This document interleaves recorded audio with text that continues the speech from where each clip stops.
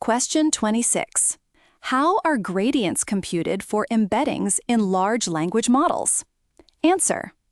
Gradients for embeddings in LLMs are computed using backpropagation through the chain rule.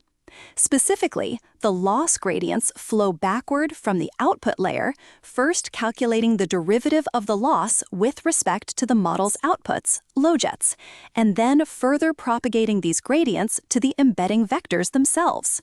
This process updates embeddings to reflect semantic relationships more accurately, enhancing their effectiveness for downstream language tasks. Question 27. What role does the Jacobian matrix play in transformer backpropagation? Answer. In transformer models, the Jacobian matrix captures the partial derivatives of the model's output vector with respect to its input vector. This means the Jacobian explicitly represents how small changes in inputs affect each component of the outputs. During backpropagation, the Jacobian assists in efficiently calculating gradient updates for the model's weights and embeddings, enabling precise optimization in high-dimensional, complex architectures typical of transformers. Question 28. Can you describe the relationship between eigenvectors, eigenvalues, and dimensionality reduction? Answer.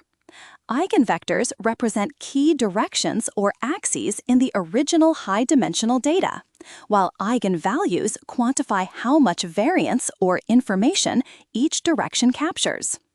In dimensionality reduction methods such as principal component analysis, PCA, selecting eigenvectors with the highest eigenvalues allows the representation of data in fewer dimensions, while preserving most of the meaningful variance. This reduction improves computational efficiency and simplifies data representation for further processing by LLMs. Question 29. What is KL divergence and how is it utilized in large language models? Answer. KL divergence, or Kullback-Leibler divergence, measures how one probability distribution differs from another by quantifying their divergence.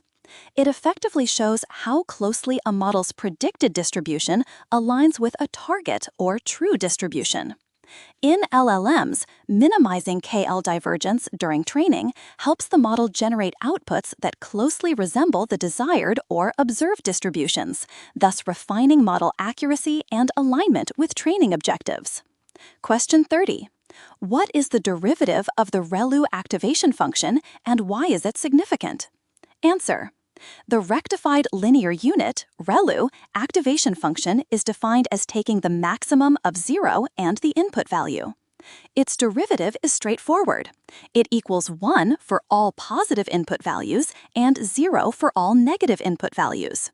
This simplicity provides computational efficiency and addresses the vanishing gradient problem by ensuring that gradients remain significant for positive activations. Consequently, ReLU helps maintain stable and efficient training of deep neural networks, including transformers and LLMs.